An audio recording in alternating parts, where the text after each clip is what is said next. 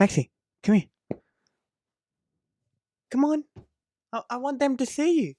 Come here.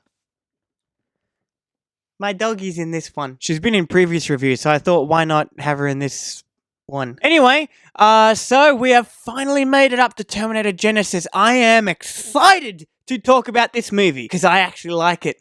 When it came out, this movie got some hate. A lot of Terminator fans and a lot of film buffs in general really did not like this movie, and I personally don't get it. Like, okay, here's the deal, okay? When I first watched it, I didn't like it either. But then, like, a couple years later, I watch it again, and I like it for some reason. It's still got problems, which we'll talk about, but I like it. Let's get into this, because I actually, like, excited. Anyway, let's go. Yes.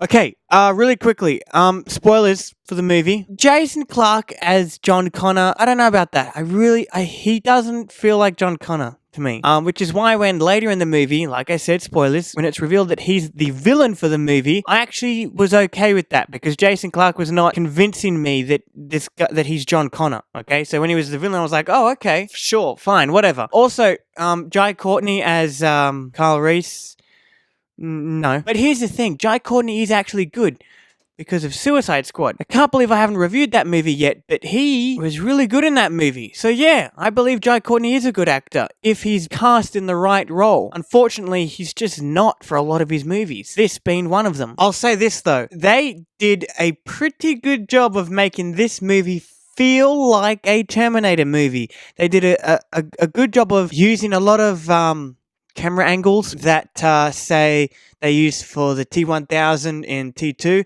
Like there's a lot of shots in T2 where you see its feet walking and its footsteps are the only thing you can hear. This is such a minute thing, but that's something I just noticed. It's like they really make the T-1000 feel like the T-1000 from T2. The scenes that involve the original Terminator going back to 1984 and everything like that, they reshot I think they reshot most of that. And to me, a lot of people have said that it felt odd or weird to see that in a Terminator movie that isn't the original Terminator. I don't feel that way. I like the fact that this movie pays a lot of I don't know, homage. I can never get that word right, but I like that it follows a lot of the stuff that the first two did. Can I just say, I love that they brought Arnie back for this movie. Okay, because Terminator 3, as bad as it is, as I keep saying, it still felt like a Terminator movie because Arnie was in it. And I like his role in this movie. Like, I really do. It's probably my favorite part of this movie. I might even like it more. Now, this will piss some people off, but I might like the relationship between the Terminator and Sarah Connor in this movie more than the Terminator and John Connor in T2. Yeah, I actually said that. Like, I might like it more. She calls him Pops, and he's kind of like a dad to her, right?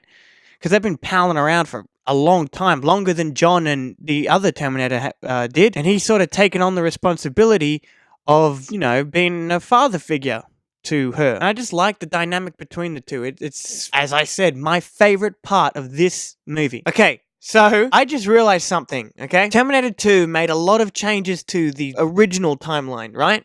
That was established in the first Terminator. So as far as we know, without any of the time traveling, even in the first film, take all the time traveling out, right?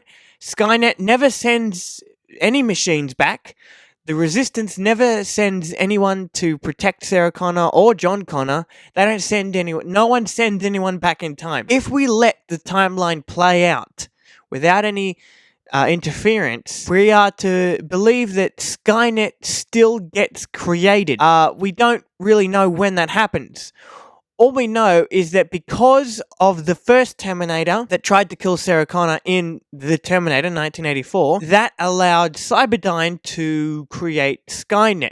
As Miles Dyson says in that movie, it sent them in new directions, things that they never would have thought of, right? If we're going off that, what Miles said in T2, then we're to believe that the changes made to the timeline in the very first Terminator movie created a new timeline, one that possibly accelerated the creation of Skynet. Or, another possibility is that Skynet would never have been created if not for Skynet sending that Terminator back, which then creates a paradox. Now, in this movie, that Terminator that was sent to kill Sarah Connor, there was nothing left of it. They completely got rid of it. Okay, so there was nothing for there was nothing left for anyone to make any sort of AI system out of, right? So if we are to go off the second theory that is proposed with Terminator 2, that the Terminator from the first movie creates Skynet, which is the paradox.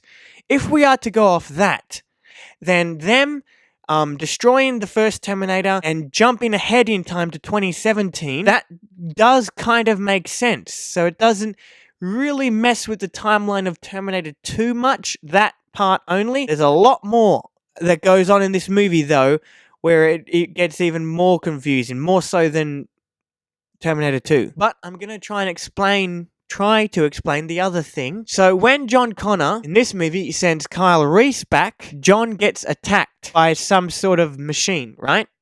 Apparently that wasn't meant to happen, but it did. This movie now takes place in an alternate timeline that started from that moment in time. Oh, there's also the thing that the T-1000 was sent to terminate Sarah Connor, but the T-800 was sent to protect her. We don't know who, obviously the T-1000 was sent by Skynet, but who sent the T-800? Was it Sarah in the future? Was it John Connor? Was it Kyle Reese? Was it possibly another Terminator? Or the same We don't know. The movie never really explains any of this. It's kind of just left for you to try and figure out. And if that's what they were going for, I kind of like that idea, like when it comes to time travel, let your audience theorize and try and figure that shit out on their own, because that's what makes it a little bit more enjoyable, I guess. That's just for me. But one thing that doesn't quite make sense and that I don't really get, and I don't really think it kind of fit well in the movie either, it's like when John Connor gets attacked by that machine or whatever in the future, as I said, when John Connor's sending Kyle back, he gets attacked in that moment. That really doesn't make sense. Like, that really screws with the timeline and is a plot hole in this movie itself, because we are to assume that in that moment where Kyle Reese is being sent back, in that future, that is the original future that we were told about, right? And him getting attacked was never mentioned, never shown. It's never been a thing. Now it is a thing. So how does the timeline get changed from an event in the future? That future where John Connor gets attacked, which then leads to him becoming the villain, that would have to be caused by something occurring in the past. The past where Sarah Connor was targeted for termination, and the past where John Connor was targeted for termination. But where in the past, what happened in the past? I don't know. See what I mean? Do you see what I mean? That's probably the biggest thing that this movie, the biggest problem that this movie has, is that the changes to the timeline and all the timey-wimey stuff that they do in this movie really screws some things up. But at the same time, it's kind of cool that they don't tell you, that they don't give you the answers to certain things. Some things I would have liked answered. Like, for example, as I said, as I was just talking about, John getting attacked in the future by some machine. I would have liked that to be explained. But who sent the T-800 back to protect Sarah Connor as a kid?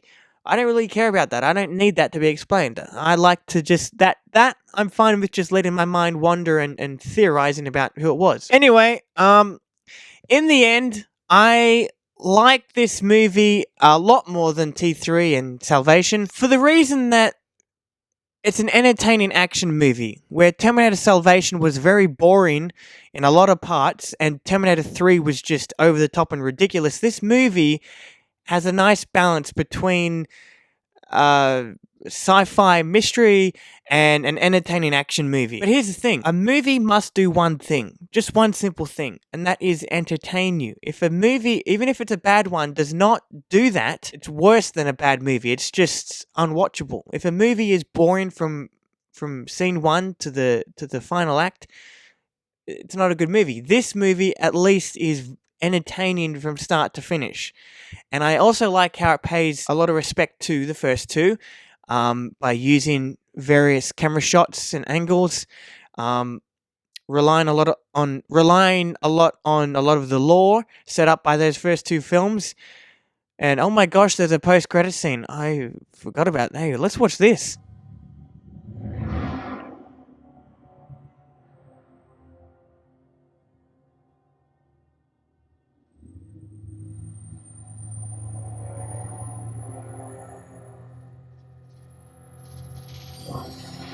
Oh, great. The post-credit scene sets up for a future movie that will never happen because Dark Fate is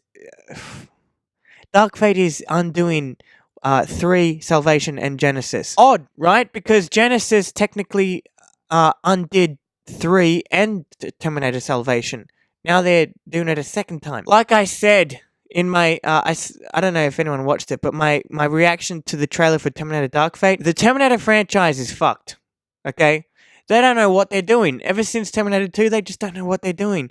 I'm willing to bet that Dark Fate, it's not going to be as good as Terminator 2, but I'm willing to bet it's just going to be a standard, average movie. Anyway, that's all my thoughts on Terminator Genisys. I hope you enjoyed this review and all the previous reviews. I will see you in my review for Terminator Dark Fate.